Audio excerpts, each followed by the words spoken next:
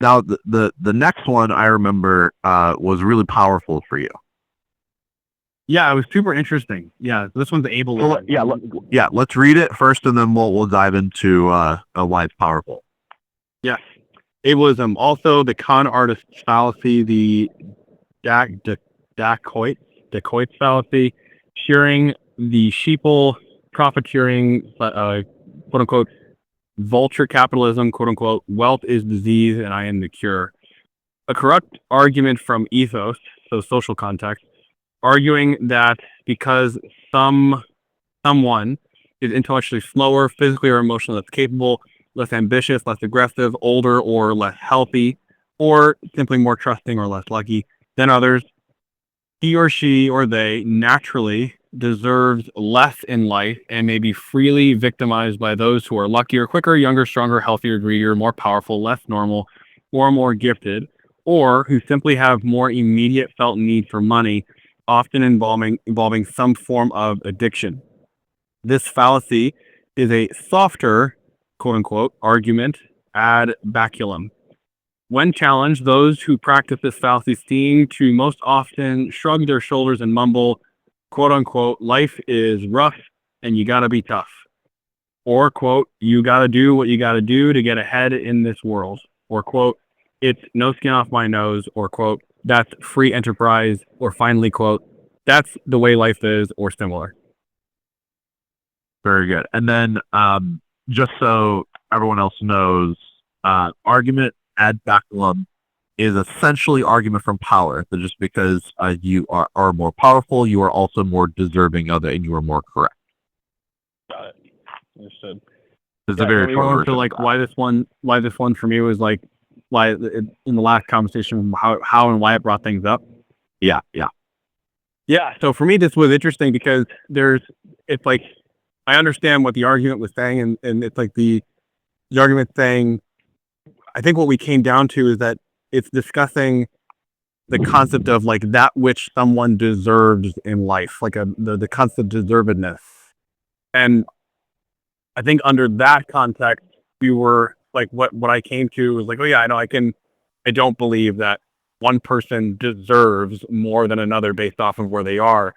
But the part for me that it seemed like there was I don't want to say a blurred line, but it's just for me, I was like, it is true though that there are some people who like they are working harder. They're doing more. They're called to impact more people in a more profound way.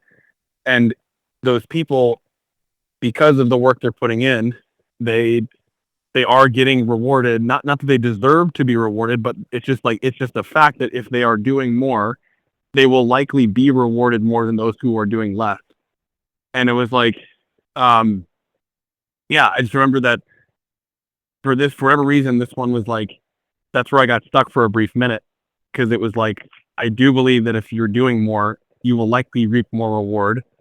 Therefore, like that is the truth of life in my view of it.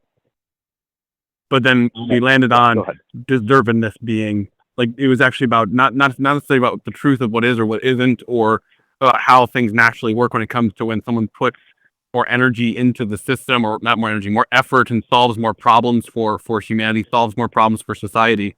But rather, this is just talking about the strict concept of what one deserves from life automatically based off of something that they, in a lot of cases, aren't able to control in that moment.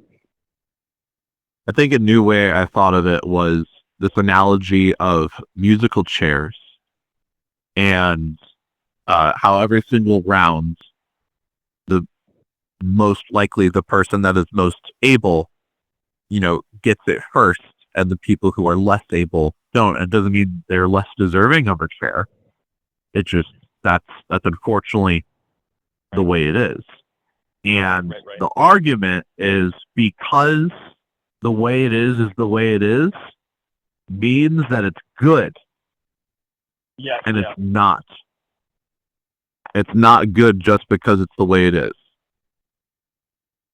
Got it. And that kind of sounds really similar to what you were saying about like the sky is blue because, or the sky is blue and yeah, the sky is blue because blue is my favorite color. It's like just because both those Both facts are are true. true, it doesn't mean they're Yeah. related. Yep, 100%. Right. Yeah. Yeah, That is makes the sense. core essence of all fallacies. But sometimes it's really hard because that one's very obvious that, you know, the sky being blue does not follow from my favorite color. But the reason why fallacies are fallacies is not only because the conclusion does not follow from the premise, but sometimes they can. There's seems to be a lot of gray area that some people cannot distinguish between. Well, it must follow, right? And their idea of it must follow is what causes all of these fallacies to be. Yeah, totally.